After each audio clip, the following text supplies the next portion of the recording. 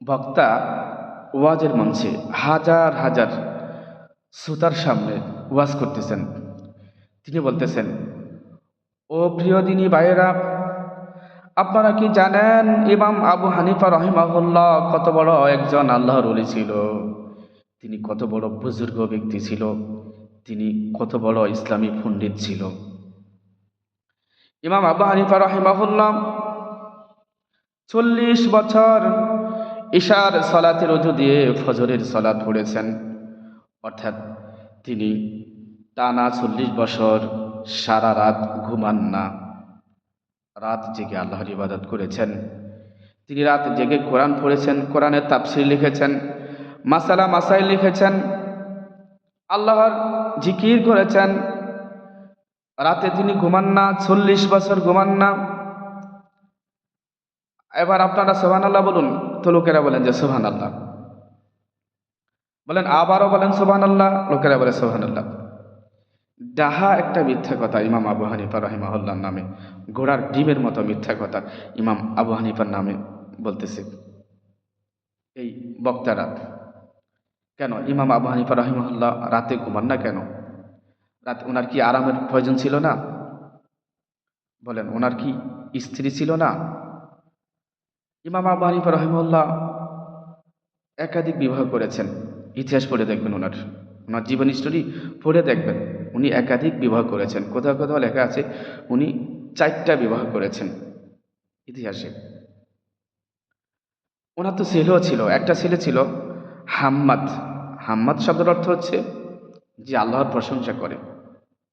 তো যাক, ওনার ছেলের নাম ছিল হাম্মাদ, ওনার তো ছেলেও ছিল। উনি রাতে ইবাদত করতেন, ঘুমাতেনও।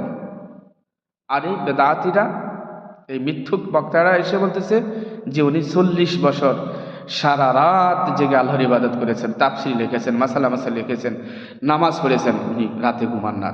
অথচ আল্লাহ রাত দিয়েছেন ঘুমানোর জন্য, দিন দিয়েছেন কর্ম করার জন্য। তিনি ঘুম দিয়েছেন আরামের জন্য। ওয়াজআলনা নাওমাকুম সুবাতা, আল্লাহ তাআলা ঘুম দিয়েছেন আরামের জন্য, নিদ্রা দিয়েছেন আরামের জন্য, স্বস্তির জন্য। তো ওনার কি স্বস্তির প্রয়োজন ছিল না? ওনার কি আরামের প্রয়োজন ছিল না? উনি কি রক্তে মাংসে মানুষ ছিল না? উনি কি ফেরেশতা ছিল?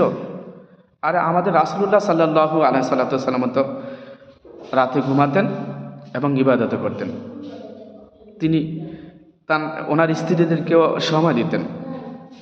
ওনার স্ত্রীটা অপেক্ষায় থাকতো।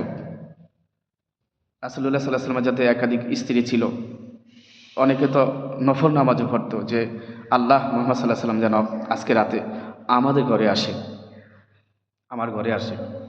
অপেক্ষা থাকতো মুহাম্মদ সাল্লাল্লাহু আলাইহি ওয়াসাল্লামের জন্য রাসূলুল্লাহ সাল্লাল্লাহু আলাইহি ওয়াসাল্লামের স্ত্রীরা। তো বলতেছিলাম, রাসূলুল্লাহ সাল্লাল্লাহু আলাইহি ওয়াসাল্লামও রাতে ঘুমাতেন, তিনি রাতে ইবাদত করতেন। সারা রাত জেগে আল্লাহর ইবাদত করতেন না মুহাম্মদ সাল্লাল্লাহু আলাইহি ওয়াসাল্লাম। আর ইমাম আবু হানিফা রাহিমাহুল্লাহ সারা রাত জেগে ইবাদত করতেন। এটা ইমাম আবু হানিফা রাহিমাহুল্লাহ অনেক বড় বুজুর্গ ছিলেন। এই এটা প্রমাণ করার জন্য এই বেদাতিরা এই মিথ্যা কথাটা বলে যে উনি সারা রাত জেগে ঘুমাতেন। আর এক অজুতে বেশি নামাজ পড়লে আপনার সওয়াব হবে বেশি, এটাও তারা বুঝাইতেছেন। অথচ আপনার অজু আছে, অজু থাকা অবস্থায় যদি আপনি আবার অজু করেন তাহলে আপনার সওয়াব বেশি হবে। অকল রাসূলুল্লাহ সাল্লাল্লাহু আলাইহি ওয়াসাল্লাম, যে রাসূলুল্লাহ সাল্লাল্লাহু আলাইহি ওয়াসাল্লাম বলেন, মান তাওয়াদ্দা আলা তুহরি কুতিবা লাহু আশরু হাসানাত, রাওয়াহু তিরমিজি। হাদিসটি তিরমিজিতে আসছে যে রাসূলুল্লাহ সাল্লাল্লাহু আলাইহি ওয়াসাল্লাম বলেছেন, অজু অবস্থায় যে ব্যক্তি অজু করবে আল্লাহ তাআলা তাকে 10টি নেকি দিবেন, 10টি কল্যাণ দিবেন। হাসানাত মানে নেকি কিংবা কল্যাণ। তো তিনি বলেছেন, মান তাওয়াদ্দা আলা তুহরি কুতিবা লাহু আশরু হাসানাত, যে অজু অবস্থা অজু করো, অজু অবস্থা অজু করলে কী হবে? সওয়াব দিবে আল্লাহ তাআলা, 10টি নেকি দিবে।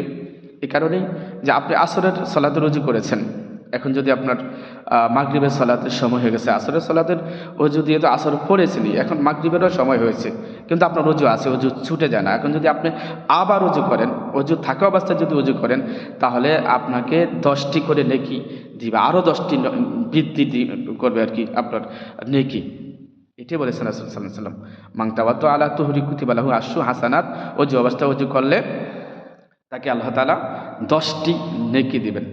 তো যাক, বলছিলাম এই যে ইমাম আবু হানিফা রাহিমাহুল্লাহর নামে এই যে মিথ্যা কথাটা বলতেছে যে তিনি সারা রাত জেগে টানা 40 বছর মানে ঘুমান না, কোরআন পড়েছেন, হাদিস পড়েছেন, মাসালা মাসাইল লিখেছেন, কিংবা তিনি ওই ইয়া করেছেন, ইবাদত করেছেন, জিকির আজকার করেছেন, এটা ওনার নামে মিথ্যা কথা। অথচ এই বক্তাই আবার একদিন ওই দিন শুনলাম যে বলতেছে যে এই এই যুবক ছেলেরা, তোমরা যে রাতে ঘুমাও না, তোমরা জানো এক রাতে যদি তুমি না ঘুমাও পরের দিন দিনের বেলায় তুমি কাজ করতে পারবা না, শরীর স্বাস্থ্য নষ্ট হয়ে যাবে। তুমি যদি রাতে না ঘুমাও তুমি শুকিয়ে যাবে। ও ছেলে, রাত দিয়েছে আল্লাহ তাআলা আরামের জন্য, ঘুমানোর জন্য দিয়েছেন, ঘুম দিয়েছেন আরামের জন্য, তুমি কেন ঘুমাও না? তুমি কি আল্লাহর বিরুদ্ধে চলে যাও না? হুজুর এইভাবে বলতেছে। অথচ এই হুজুরে আবার বলতেছে ইমাম আবু হানিফা রাহিমাহুল্লাহ 40 বছর টানা রাতে ঘুমায় না।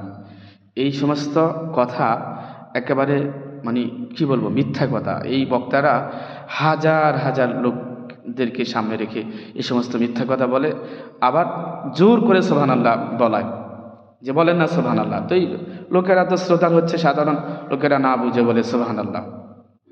ভাই, ইমাম আবু হানিফা রাহিমাহুল্লাহ ফেরেশতা ছিল না, তিনি মানুষ ছিলেন, তিনি রক্তে মাংসে মানুষ ছিলেন। তারও ঘুমের প্রয়োজন ছিল, তারও রেস্টের প্রয়োজন ছিল, আরামের প্রয়োজন ছিল, স্বস্তির প্রয়োজন ছিল। এ সমস্ত কথা মিথ্যা কথা, এ সমস্ত কথা ত্যাগ করুন, পরিত্যাগ করুন। আল্লাহ তাআলা আমাদেরকে বুঝার তৌফিক দান করুন। সুবহানাকাল্লাহুম্মা বিহামদিকা আশহাদু আল্লা ইলাহা ইল্লা আনতা আস্তাগফিরুকা ওয়া আতুবু ইলাইক। আসসালামু আলাইকুম ওয়া রাহমাতুল্লাহি ওয়া বারাকাতুহু।